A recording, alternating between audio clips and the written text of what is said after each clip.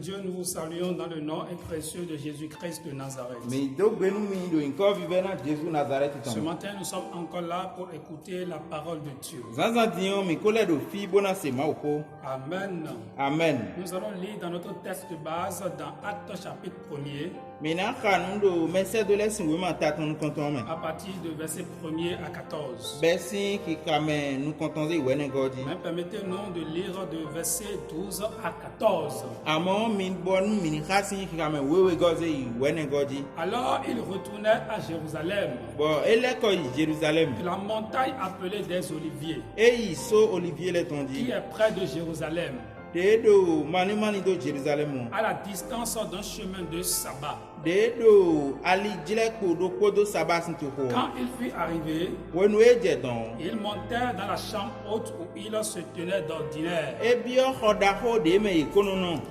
C'était Pierre, Jean, Jacques, André, Philippe, Thomas, Barthélemy, Matthieu, Jacques, fils d'Alphée, Simon le Zélote et Jude, le fils de Jacques. Tous d'un commun accord persévéraient dans la prière avec les femmes, Marie et mère de Jésus, et avec les frères de Jésus. Prions le Seigneur. Père, nous te bénissons. Nous te rendons toute la gloire. Nous te disons infiniment merci pour cette grâce que tu nous donnes encore ce matin. Nous recommandons maintenant ce message entre tes mains. Prends la direction de toutes choses. Nos auditeurs qui nous écoutent, Seigneur, nous les remettons leur vie entre tes mains. Ton Esprit Saint les connecte maintenant à ton trône divin au nom de Jésus. Merci Seigneur, c'est au nom de Jésus que nous avons prié. Mes chers frères et sœurs dans le Seigneur, après l'ascension de Jésus-Christ, les disciples devaient retourner dans la chambre haute. Mais avant de retourner dans la chambre haute,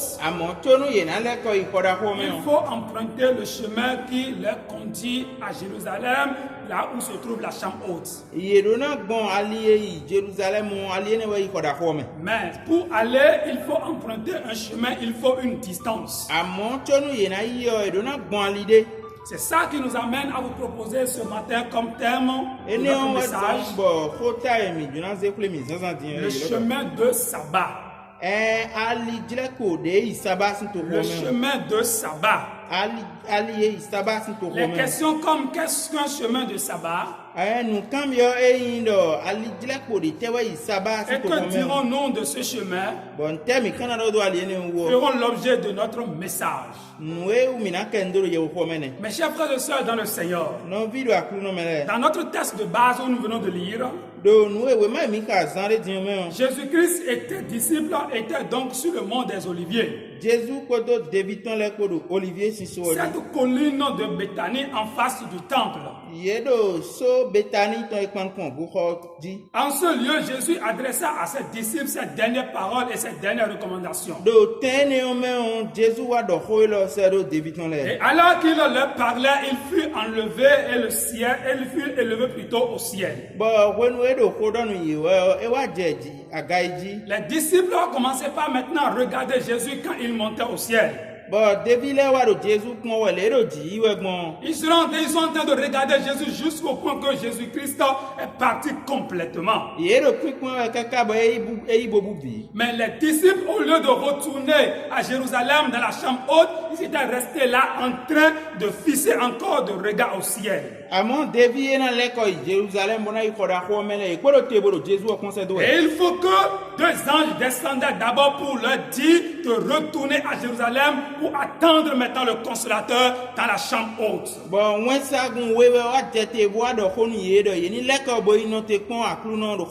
Écoutez les paroles que ces deux anges ont adressées à ces disciples. Ils ont dit, hommes galiléens, pourquoi arrêtez-vous à regarder au ciel? Ce Jésus qui a été enlevé au ciel du milieu de vous, reviendra de la même manière que vous l'avez vu allant au ciel. Mes chers frères et sœurs dans le Seigneur, les disciples devaient retourner pour aller dans la chambre haute pour attendre le Consolateur. Et pour quitter le mont des Oliviers pour maintenant venir dans la chambre haute à Jérusalem, il leur faut une distance avant maintenant de venir dans la chambre haute. Et c'est ça la distance que la Bible a comparé à un chemin de sabbat.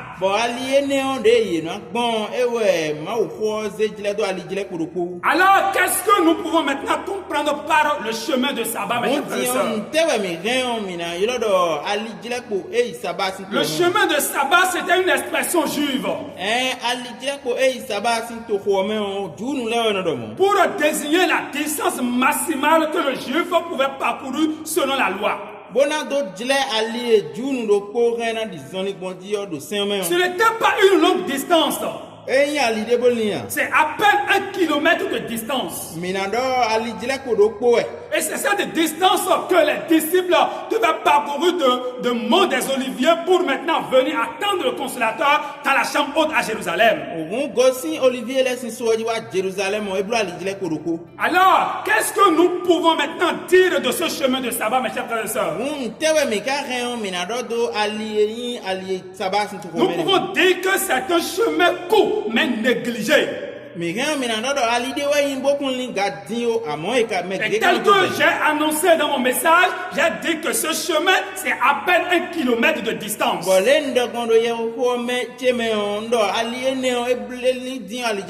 Et les disciples devaient maintenant quitter le mont des Oliviers pour venir attendre maintenant le Consolateur dans la chambre haute tel que la promesse l'a dit. Mes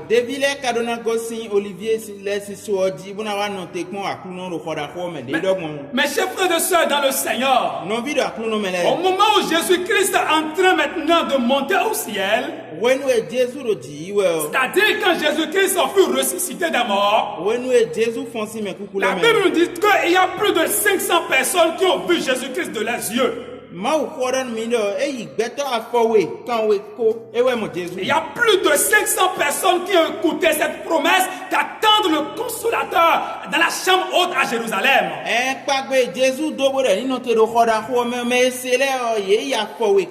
Maintenant, il faut que maintenant ces 500 personnes attendent maintenant la promesse de Dieu dans la chambre haute.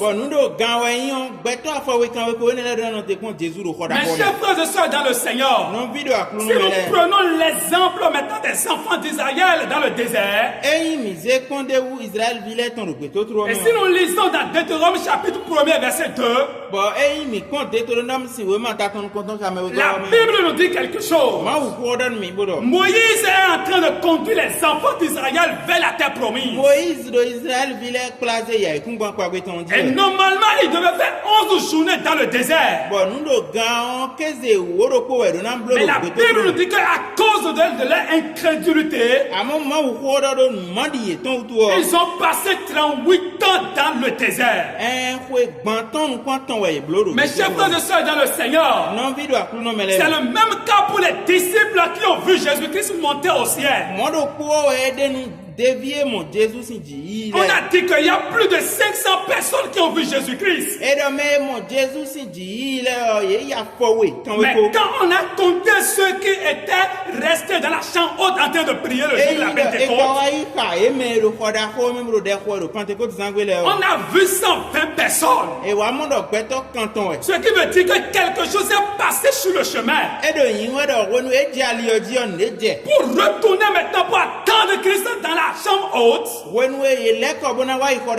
quelque chose s'est passé sur le chemin. Au lieu que les 500 personnes maintenant attendent Christ dans la chambre haute, ils sont revenus maintenant à 120. Mes chers frères et sœurs dans le Seigneur, plusieurs ont abandonné la promesse maintenant au chemin. Le retour pour maintenant venir à Jérusalem dans la chambre haute, Certainement, il y a plusieurs personnes qui ont abandonné cette promesse. Plusieurs personnes se sont vaquées maintenant à leurs propres intérêts. De la même manière, si nous regardons, si nous observons l'église de Dieu aujourd'hui, il y a plusieurs personnes qui sont dans l'église de Dieu.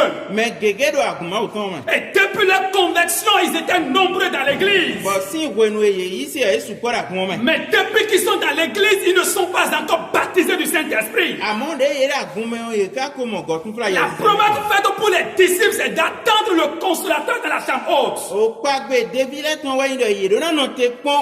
C'est d'aller rester dans la chambre haute pour être baptisé du Saint-Esprit. Et la distance qu'ils vont maintenant quitter le mont des Oliviers pour venir maintenant dans la chambre haute était à peu près 1 kilomètre. Mes chers frères et sœurs dans le Seigneur, tu as donné ta vie à Jésus. Et depuis que tu as donné ta vie à Jésus, es-tu déjà maintenant rempli du Saint-Esprit? Tu es là, tu as déjà fait plus des années dans le Seigneur. Le pasteur organise des séances maintenant pour le baptême du Saint-Esprit. Mais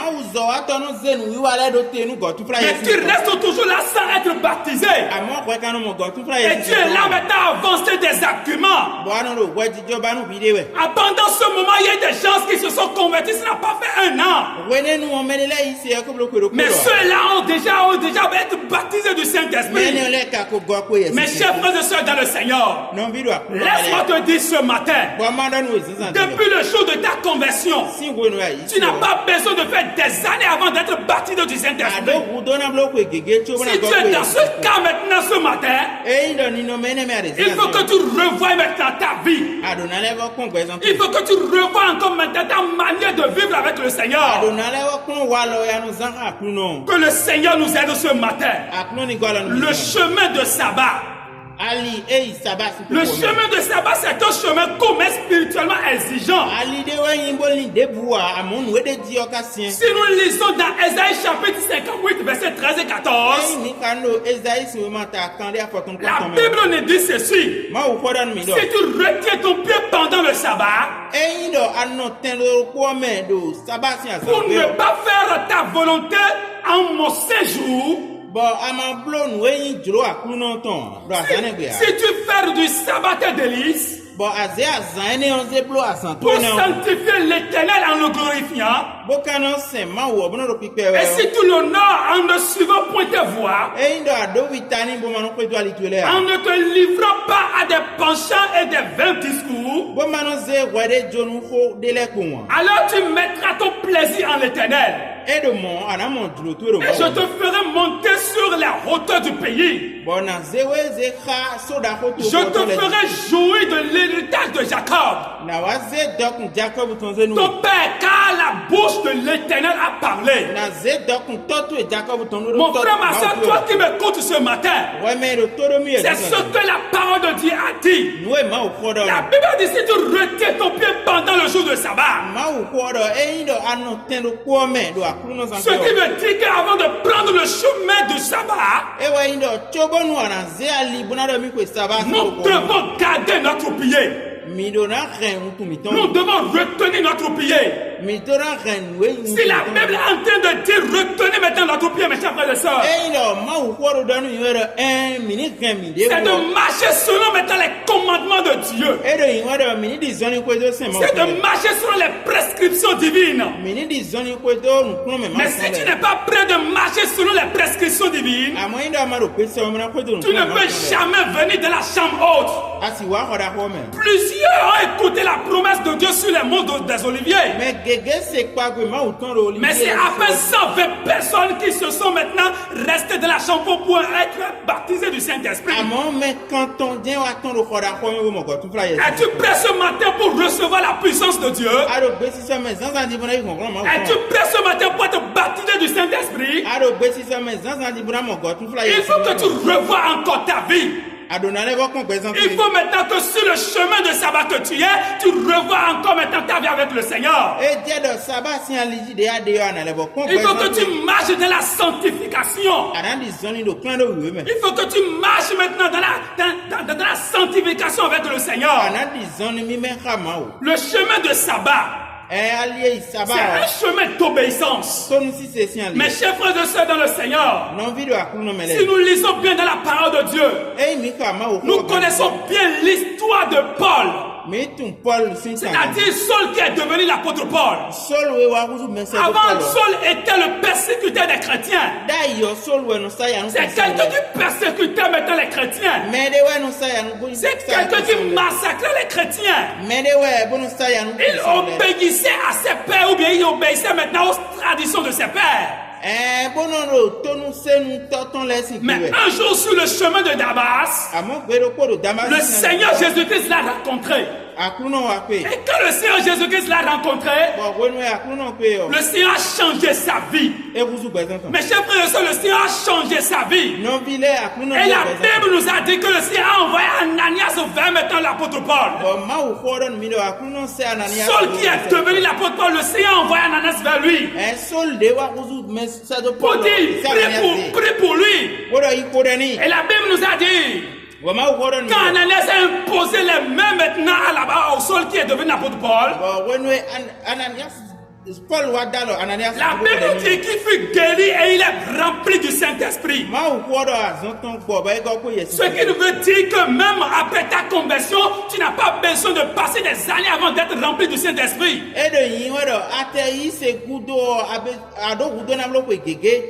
Il y a plusieurs qui sont dans l'église, ils ont déjà fait plus de 5 ans, mais tu n'es pas baptisé du Saint-Esprit. Tu n'es pas rempli du Saint-Esprit. Et tu es là à avancer des arguments. Le Saint-Esprit n'a pas besoin de faire des années avant d'avoir dans sa vie. Il suffit que tu aies réellement une vraie conviction. Et tu te rends maintenant disponible et tu seras baptisé du Saint-Esprit. Mon frère, ma soeur dans le Seigneur, ce matin le Seigneur il est là pour t'envoyer le consolateur. Le Saint-Esprit il est disponible maintenant pour rentrer dans ta vie. Mais es-tu prêt comme les 120 disciples de la chambre haute pour être baptisé du Saint-Esprit? Si tu es prêt ce matin, le Saint-Esprit il est aussi disponible pour toi. Mes chers frères et sœurs dans le Seigneur, nous ne pouvons pas vivre dans le péché pour être baptisé du Saint-Esprit. Nous ne pouvons pas vivre dans la débauche pour être rempli du Saint-Esprit. Il y a même plusieurs qui avancent des arguments. Ils disent que le Saint-Esprit maintenant est réservé au pasteur. Le Saint-Esprit est rempli aux dirigeants de l'église.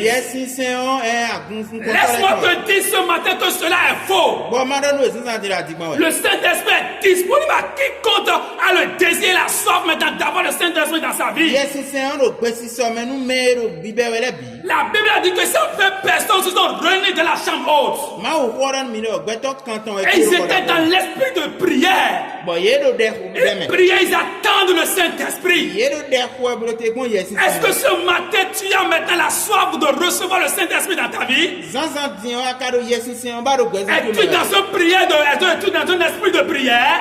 Ou bien quel est maintenant ton état actuel? Aujourd'hui tu as entendu que c'est le jour de Pentecôte. C'est un jour que le Saint-Esprit est descendu sur les disciples. Mais laisse-moi te dire ce matin, il faut une préparation avant maintenant de recevoir ce Saint-Esprit. Mais si tu peux maintenant te revoir ta copie actuellement, tu vas recevoir le Saint-Esprit. Le chemin de sabbat, c'est un chemin sans confort. C'est un chemin d'obéissance à Dieu. Le chemin de sabbat nous amène de la montagne des Oliviers jusqu'à la chambre haute. C'est une distance qui nous permet de quitter le mont des Oliviers pour venir maintenant attendre le Saint-Esprit dans la chambre haute.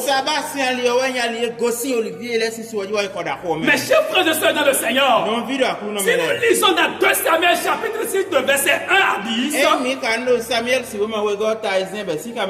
la Bible nous parle maintenant d'Uza et de sa mort tragique dans la parole de Dieu. Lisa, c'est quelqu'un qui est maintenant une modèle plutôt dans la parole de Dieu.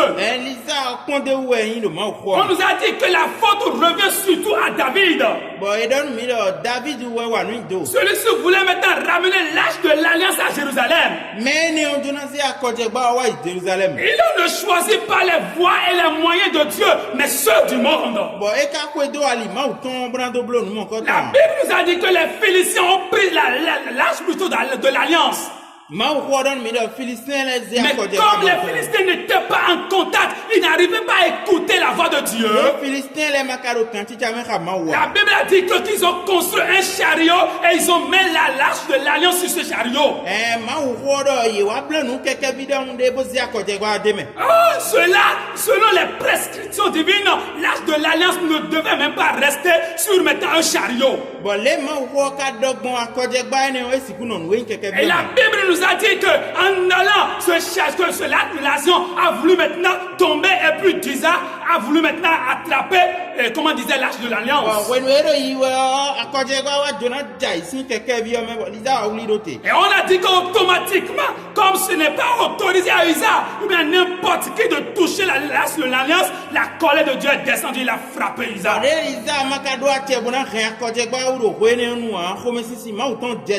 Mes chers frères et sœurs dans le Seigneur, il y a certaines personnes qui sont destinées à garder l'arche de l'alliance. Mais autour maintenant de David aussi, il a construit un chariot. Il a mis aussi le Saint-Esprit, comment c'est l'arche de l'alliance sur le chariot. Mais finalement, il a compris qu'il y a certaines personnes qui sont destinées pour garder l'arche de l'alliance. La Bible nous dit dans Nombre chapitre 1er verset 50, la Bible dit ceci. Les Lévites porteront le tabernacle et les ustensiles. C'est les Lévites qui sont destinés à porter l'arche de l'alliance. Et finalement, David l'a compris. Et puis il a appelé les Lévites. Et puis ils ont porté l'arche de l'alliance. Mes chers frères et sœurs dans le Seigneur, aujourd'hui il y a plusieurs personnes qui cherchent à avoir le Saint-Esprit par leurs propres moyens.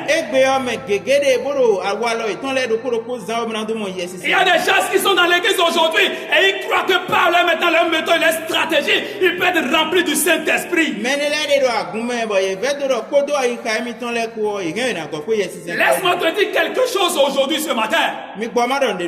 Pour recevoir le Saint-Esprit, il faut une préparation. Il faut être maintenant dans la condition avant d'être baptisé du Saint-Esprit.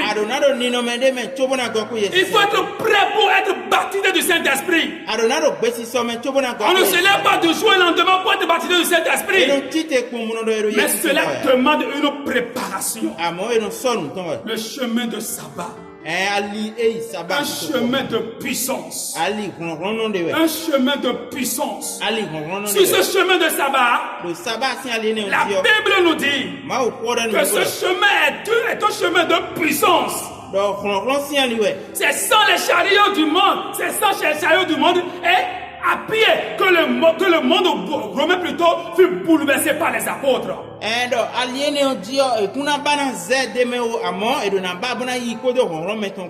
jour que les disciples ont reçu le Saint-Esprit dans la chambre haute, la Bible nous a dit quand Pierre a pris la parole, il a commencé par prêcher. Il y a plus de milliers qui sont convertis le jour-là.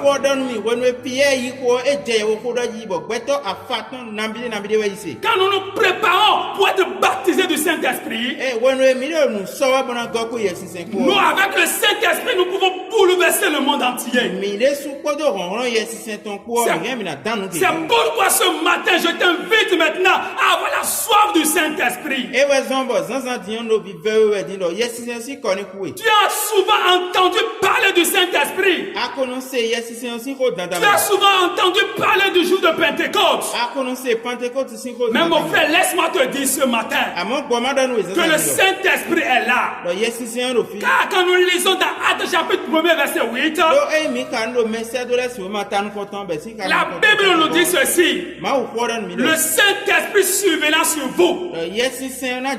Vous recevez une puissance et le Saint-Esprit survenant sur vous. Et vous serez maintenant mes témoins. Mon frère, tu es chrétien, mais tu n'es pas encore un témoin de Dieu. Parce que tu n'es pas rempli du Saint-Esprit. Il faut que tu sois rempli d'abord du Saint-Esprit avant d'être témoin de Dieu. C'est pourquoi ce matin je t'appelle. Actuellement, tu es sur quel chemin? Au lieu de faire maintenant au moins 2 mois ou 3 mois, on va te préparer pour recevoir le Saint-Esprit. Tu es dans la maison de Dieu, mais tu n'es pas rempli du Saint-Esprit. Tu es là à critiquer maintenant les gens. Mais il te faut que tu te prépares, tu te rends disponible pour être rempli du Saint-Esprit. Ce matin, je t'invite à faire cette prière. Tu vas aller devant le Seigneur et tu vas dire: Seigneur, me voici ce matin. Je suis maintenant sur ton chemin. Avant, je n'avais pas compris. Mais ce matin, j'ai pris l'engagement. Je vais être rempli du Saint-Esprit. Je vais être baptisé du Saint-Esprit. Je veux que tu me remplisses maintenant ce matin. Si tu es prêt, si tu as soif du Saint-Esprit, tu vas commencer par faire cette prière. Tu vas dire: Seigneur, me voici devant toi. Me voici devant toi. J'ai fait des années dans le Seigneur sans être baptisé du Saint-Esprit. Mais ce matin, le jour de Pentecôte, je veux être rempli du Saint-Esprit. Seigneur, pardonne-moi mes péchés. Il y a des années, j'ai abandonné, Seigneur, la foi. Je venais à l'église, mais je ne suis pas en réalité un chrétien. Mais ce matin, j'ai compris. Car sans le Saint-Esprit, je ne peux rien. Seigneur, aide-moi. Seigneur, aide-moi. Seigneur, soutiens-moi. Pour la gloire de ton nom. C'est à ton nom de Jésus. Amen. Amen.